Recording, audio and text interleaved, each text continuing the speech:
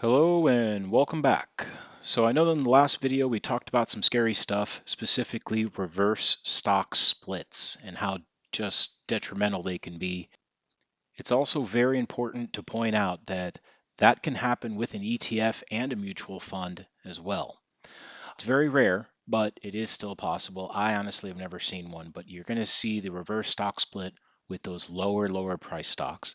So there's something else that is a huge red flag and something else to really got to watch out for, and that is what's called a wash sale.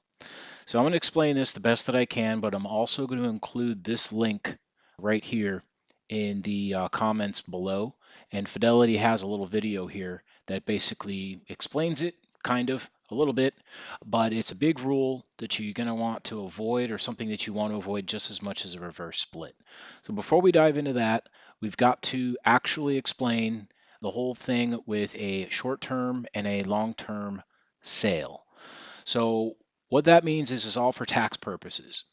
Short-term versus long-term sale. Anything that you buy and then sell less than 12 months is a short-term gain or a loss.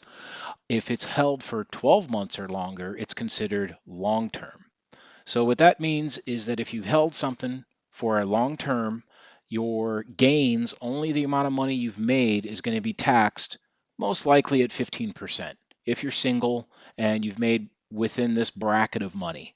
If you're married, filing jointly, it goes up a little bit as usual. Now, if you make over $533,000, any of your long-term gains will be taxed at a 20% rate. This is good because the short term, you're going to get taxed the exact same that you would get taxed in your job or any regular income that you're coming in at, which it can be up to 37%. And that's different for everybody. Everybody's tax bracket is different depending on how much you make, how many deductions you have, if you're married, if you have children, all that kind of stuff. But what you can count on is that it's most likely going to be more than 15%. So if you make a bunch of money in a shorter amount of time, the tax man's going to take more. But if you give it at least 12 months, you're going to get taxed at a lower rate. So pretty simple stuff. And if you go to your actual portfolio, and if you're under positions, and you'll be on your overview screen, but if you go to closed positions, it'll pull up everything for any particular year that you want.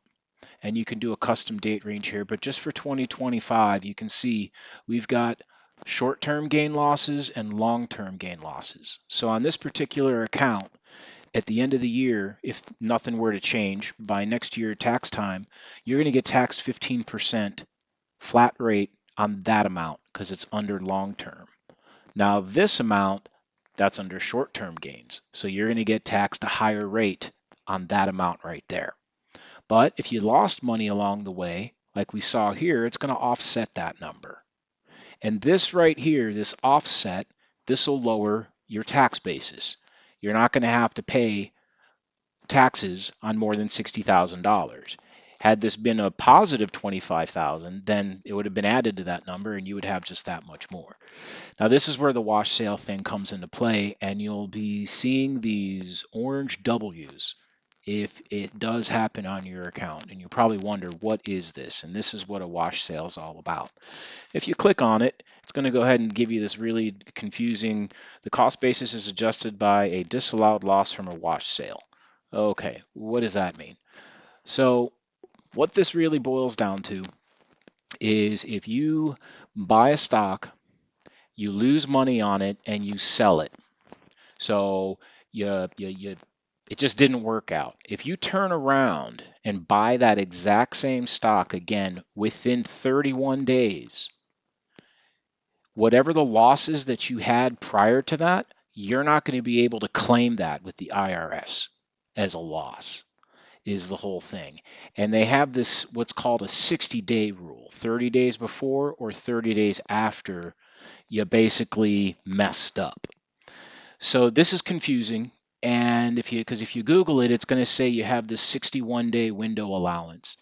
The whole thing here is that it's a tax loophole that people used to take advantage of. So imagine if it is 2 days before the end of the year. New Year's Eve is right around the corner, and you're going to go ahead and buy this stock and you're going to sell it in 2 days and take a huge loss. Well, then January 2nd comes around, you turn around and buy that exact same stock at the same price you sold it for. So you're not really losing or gaining any money, but you've reported a huge loss to the IRS, which will take down your taxable income here. This is a way to kind of cheat the system. So they implemented this rule, and that's what wash sales are essentially for. Now, another really cool feature that Fidelity has on the same screen under closed positions, you'll have this harvest tax losses link. So if we click on that, it's going to open up a new tab for us. And this is really, really cool because we'll select our account, we'll click next. If you want to lower your actual taxable income, this is how you can do it. And we can break down individualized lots, and it'll actually show the date that they were acquired and which ones that you can dump. Because at this particular stance where we're at in this particular amount of time, we can click estimate taxes owed, and let's just say, and it's going to ask you some basic questions. We'll just go with single. The long-term rate we mentioned before, 15% is fine. Let's just go ahead and go with 24%, presumably between your regular job and your investments, that's where you're going to fall into. But you can see this is the actual tax brackets. The more you make, the more they take, as they say. So if you get anything over $250,000, your tax rate, as of right now, this filing year, is 35%. So we'll apply that tax rate, and at this particular moment in time, with these gains, this account is going to end up owing $17,000 in taxes.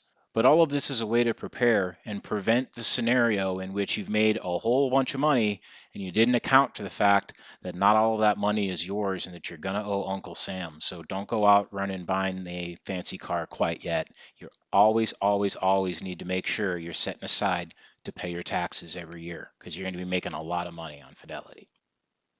The important thing to remember is that if you bought a stock and you owned it, let's say for 6 months, and it went down and you ended up selling it, you took a loss. If you go back in and buy it within 31 days, whatever that loss was, you won't be able to claim it with the IRS. So the rule of thumb here is that if you got burned, you're going to have to walk away for at least 30 days. Don't try to get back into that stock or ETF or mutual fund. Wash sales apply to all of them, even bonds and options. It's pretty much any commodity you can buy is subject to wash sales. So the same thing goes, you can, instead of selling a stock at a loss that you've owned for a certain period of time, sometimes people will buy a stock and then dump it the next day. So that's why there's a 30-day before and after. In our instances, what most likely you're going to end up running into is that if you end up getting burned and you end up dumping it and you end up taking a loss, sometimes people get that tilt or that inclination, well, I'm just going to get right back in because it's going to bounce back up. Well, it might, and if it does, that's great. But you won't be able to claim those losses with the IRS if that happens. So avoid wash sales at all costs. If they do pop up, there is an option here under settings where you can go and turn and toggle the display on and off right in here. And it is highly recommended to leave this turned on, because what's going to end up happening is if you do get to a wash sale, what's really going to confuse you is it's going to completely change your actual cost basis, or what you actually paid for the stock. So if you had lost $5 per share, that difference will be added on to your cost basis, and it's going to look like you spent a lot more money on that stock when you really didn't. It's just Fidelity is helping you out and letting you know, hey, this is what the IRS is going to see. So if you got burned with a stock, don't go back in and buy it. It's a cool down period. Walk away and give it at least 31 days. Hopefully this made sense. I'm sure it's a little confusing, but go ahead and watch this video on Fidelity, and hopefully it'll break it down a little bit better.